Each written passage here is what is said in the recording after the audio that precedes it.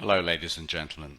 I apologize for the skew width of this graph. We will fix it over the course of the week. It's some plugin we've updated, which has made everything go a bit funny. But in any case, doesn't change what has been going on. I mean, basically, the Rizdal has been swinging from very small minus to very small plus, unable to break into the green or into the red. At the moment, it's saying the market is slightly defensive. And we are in risk off throughout in all the models, the daily, the weekly and the monthly. If we see what's been going on for the past week, we started off very small negative, we went slightly more negative, and we ended up the week somewhere in between. Really not a lot to say. Looking at deviations as well, which we'll do in a moment, it tells its own story. The market is topped and tailed, there are bids underneath, and there are very good offers above, which makes sense if we look at all the charts and all the evidence. Well, deviations, I mean, could it hug the center line anymore? Would it be surprising to see a break below? Well, not really, but 2900 is going to catch it.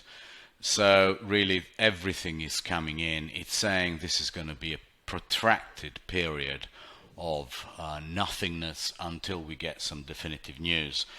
We are going to go and definitely have some volatility around the 11th, 12th of October. But unless Trump is impeached, and it looks like there are the votes in the Senate to actually convict, or there's some amazing news out of China and the trade talks, this market is just going to go sideways. Whichever market we look at, A, Y, Z, it's in a downtrend. Really, the way I'm trading this is I'm selling everything that's in a downtrend, and I'm against it, buying anything that's in an uptrend, like on a dip, like utilities. That seems to be the way to go. XLB, it's as flat as SPY. If we look at XLK, that is beginning to break down, and that is the worry. I think the market has very limited upside until XLK starts leading again. You can see that basically we have been in the range that we took out in about a week back a couple of months ago.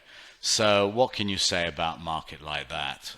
XLF to me is the one that will be most in danger if we get a Warren surprise, because she just loves XLF, doesn't she? She loves the big banks, but for the time being, XLF is pretty well anchored. The one that is in trouble is XLV. Every time it rallies up to the center line, I'm a seller. It got to the green line. I managed to cover my delta. When it gets back up to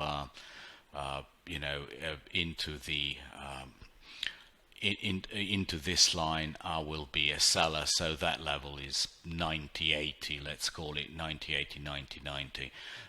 It's a sector trading for a while, because the SPY actually is very trendless. You can see from our old friend the deviations why we're doing what we're doing. We don't have the impulsion to break time 17 Blue Angel at the moment. We just don't. Too much uncertainty, people are too scared, and certainly times 16 will catch it, and very little doubt of that. I would have thought it doesn't get anywhere near even 2900 or below 2900. I like the 2900 level. I think everyone has the 2950 and the 2940. So I'd love to see them stopped out around the 2900 level, and I think that is where you buy it with decent risk reward.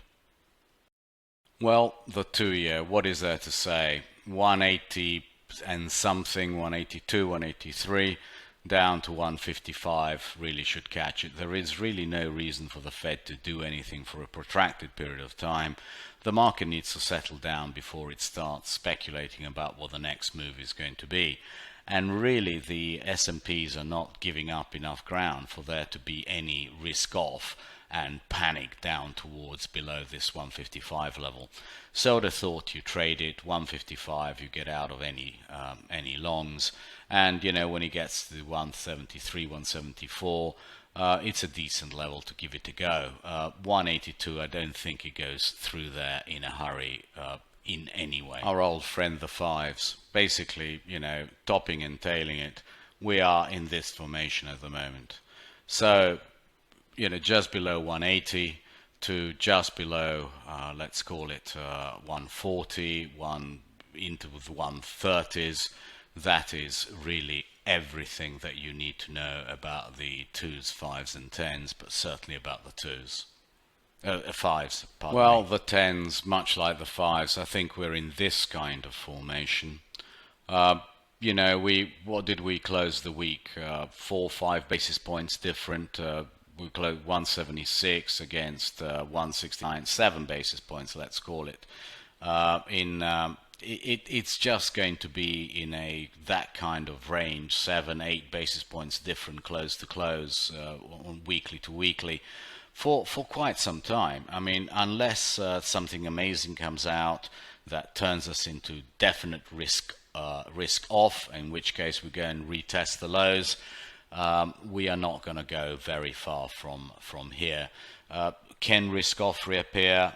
Strong risk off? Yes, but we need some definite news on impeachment, on Warren, or on trade with China. Certainly, to me, the danger is that we go down as opposed to we go up. I mean, 220 or 225 is going to be such a gift that I don't think the market is going to give it to you.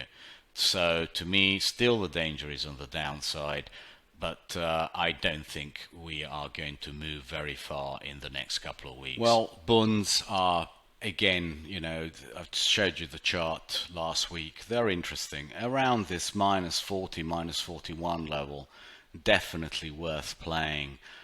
Because even that, I think, is in the range of -63, -64 on the downside for the time being, and up to this -40, 44 level.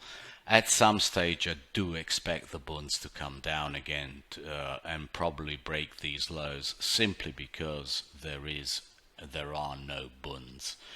Any kind of a squeeze, bonds are going to go berserk. So at this kind of level, around the -44, -40 level, the risk reward is for a squeeze at some stage is absolutely huge, and that is where you really want to put on a decent size option position. Bonds against 10-year notes doing absolutely nothing. 5 days here, within 4 ticks. Not a lot to drive foreign exchange. The thing which is now driving foreign exchange is that just the sheer weight of money that wants to be long of dollars. It is not interest rate differentials. If we get a move to -245 at some stage, that is going to be interesting. But otherwise, I think probably a retest of around the 210, 208 area is more likely. But I don't think this is so important at the moment as a driver of DX or Euro USD, unless we get a big move for a real fundamental reason. This is, at the moment, doesn't seem to be a driver. Well, the Euro USD, the dollar is doing absolutely nothing wrong. It's just so constricted by these Bollinger Bands. We need a period of consistent trading at the low of these Bollinger Bands to open them up. We keep on getting this. So the Bollinger Band comes up, opens up, we go back to the middle, it constricts, it needs time, it comes back down again. This is not a strong trend. It's a small trend. Still nothing has changed. This 110.08 level is as important as it always was. Above there, people will start getting stopped out and we will have some interesting times. But while it stays below there, there is absolutely no reason to think that the dollar is turning. The converse chart, the Dixie, Well, it's doing nothing wrong, as I keep on saying. Why abandon a position which is doing nothing wrong? I still expect it to trade over 100 at some stage. That is now, what, less than a percent away. So there isn't a single technical indicator which is giving any kind of a worrying signal, and therefore absolutely no reason not to stick with it. Certainly every time it comes anywhere down this to this 97.87 level, the risk reward for buying it is extremely good. Gold is interesting not for what it's doing, but for what it's not doing. It's not holding the moving averages, and it's not rallying with the risk off in the market. You know, you had significant risk off, yeah, for a few hours in the S&Ps on Friday, and what did gold do? Absolutely nothing.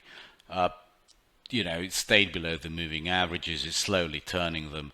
This to me says the odds are actually that we go and retest this 1458 level. 1458 is a wonderful level to get involved from the long side in gold. While we're at it, I wanted to show you this 1664 level in silver. It's very interesting. It's traded, every time you traded there, it's had a reaction. And this is going back many years. If we see 1664, I'm going to put in a note actually to buzz me. I think it's going to be a very interesting thing to trade. You know, some long options, call options, 1664, something like 1650s to 1800 or 1850s for a week or so. Should be quite interesting. The S&Ps on the dailies, they're not looking great, are they? We are having trouble keeping above any of the moving averages, which are all turning. On the other hand, it's just not breaking the levels that it needs to break, like 29.54 to 52. You know, it had the great opportunity on Friday. Did it? No. It came right back into the into the candle. Really, unless we close above 29.85, the pressure is still on. So 29.85 seems to be a level that you know, the bears can hold. We are not going to close there unless we get some wonderful news. But even if we start breaking down, I think the 2900 level, where this that we have this gap at the last end, we probably can see it better on something like the hourlies. Let me put up an hourly chart. No, that's a monthly, and that's interesting actually, because now you see that the moving average in the monthlies is coming up at 28.64. This is now becoming very, very important. Okay, so if we ever close below 28.64 in the next month, I think we are definitely going down to at least 2800, and then if that gives way, it's gonna be a bloodbath, all the way down to 2540 at the very least. But I would have thought this 200 month moving average at 2470. Okay, so you have been warned. The potential in the monthlies is there. In the dailies and in the weeklies, not really, because if you have a look at this, you know, the question becomes, well, what we done on the week? Nothing. We stayed above 29.52. We couldn't stay above the 29.85. We really need to come down into this 29.10-15 area and break it to have any real impulsion on the downside. I'm really not all that worried. So we've looked at the daily, we've looked at the monthly, we've looked at the weekly. On the hourlies, you know, we're on the 200-day moving average, 200 period moving average, but we just have this area here, as you can see, around the 29.85 level, which we just cannot break. If we don't break that, sooner or later we are going to go down, and we are going to go down and fill this gap at the very least, which is what, 28.88. I'd love to see there, because the odds there are so good for a long. because you know exactly what to do. If it closes below 28.64, you start giving up on it, and on the monthlies it's going to start looking absolutely dreadful. So October promises to be a very significant month in the second half of October rather than the first half. The other reason why I'm having trouble getting bullish of NQ and S&Ps is NQ. Just look how badly it trades. I mean, this is really not good. It broke down below 77.88, this big level, closed well below it on the week. I think now any rally to 77.88 is going to get sold, and slowly this is going to be opened up and we're going to come down.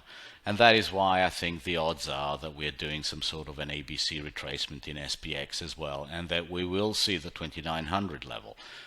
Which is going to be a wonderful level to try and buy, simply because I don't think the impulsion is here to go much lower than, say, 7,500 either. So, and that is why I don't see volatility going up by leaps and bounds unless we get some fundamental news. I think a market in which everyone is hedged, everyone is worried, everyone is hedging, everyone is conscious of all the risks is not a market which collapses. It's a market which gives up something but does not collapse. Now, the one thing that I've got wrong last week is I thought volatility would go down, and it didn't. It went up. And really the reason is because A, the market is under pressure, although it's not really under pressure, is it? But the people are hedging in front of the political risk and also the trade talks in the middle of October. As I just showed you, the potential for something nasty to come out is there on the charts, absolutely. I don't, but the volatility chart to me is still so boring that, it's not, to me, it's not something that it's very likely. I think the volatility chart is more saying that we are gonna, for the next week or so, we're going to have slightly higher volatility as people hedge, buy options, and then once everyone's bought, it'll just go. Now that is what I'm betting on, and this is the weekly chart that I'm. Sorry, that's also the daily. But I just want you to see how, unless it starts breaking this upper line at 20. All it's doing is closing some gaps that we had here before, and I think the likelihood is more than we come down than we go up. This is such mild pressure that to me it's obvious. It's people hedging, it's people hedging, it's people hedging. If trade was a huge worry, this is cash tax weekly. You can see what a tiny give up we had last week in terms of where it opened to where it closed. I mean, just nothing. So to me, if we were really worried about trade, we would be worried in the DAX. It's not happening. To me, all this hedging that is happening, all this risk off in the United States, sure, sooner or later will be a big buy the dip. And that is the title of this week's video, simply because if we get that wonderful opportunity around the 2900, 2890 level where that gap is, I'm going to buy with both hands. So that's really all there is to be said for it. And the biases for next week, I've written the levels in 2s, 5s and 10s that I covered in the video, and the Bund is still this -40 to -63 area. -40 is going to be a gift. I mean, even close to it, just a gift. We will do a bunch of options. Last week I said unless 29.52 gives way on a closing basis, nothing's going to happen, and that's exactly what happened. If it does break on a closing basis, I think we'd go down to 2900, which is going to be a wonderful level to buy with both hands. The risk reward there is excellent, whatever happens. Now, I told you NQ, that was the level, 77.82. Under that, and it drags everything with it. And yes, it's given way, so now 75.70 should be the level to look for, and that's why I think there is a good chance that we see the 2900, but you still are getting paid to prefer SPX to NQ, which is wonderful. Now, IUT, I just don't know what the hell is going on there. So I've looked at it. I don't know what to tell you. So I'm going to wipe him out because I don't want to, I don't want to pontificate about things which I don't understand. So since I don't understand it, I'm going to look for signs, but at the moment it's showing me nothing. We'll cover it again next week if it says something. Vol, I'm still convinced that 1920 is a definitive sell. Very good risk reward, just like 2900 is a wonderful risk reward. And 12,030 in the DAX becomes this matching level to 2900, which is a great risk reward to buy as well. So those are my views in terms of in terms of equity and risk. I don't see the markets unless fundamental news comes out. Fundamental, not speculation. Fundamental news comes out. I don't see these levels being broken in the bond market, and therefore I think the 2900 level is going to be supported. No reason to change my mind on the dollar, even though the trend keeps on being nothing to write home about. I still can't see anything preferable to it for the time being. Thank you very much indeed, and tweet you on Monday.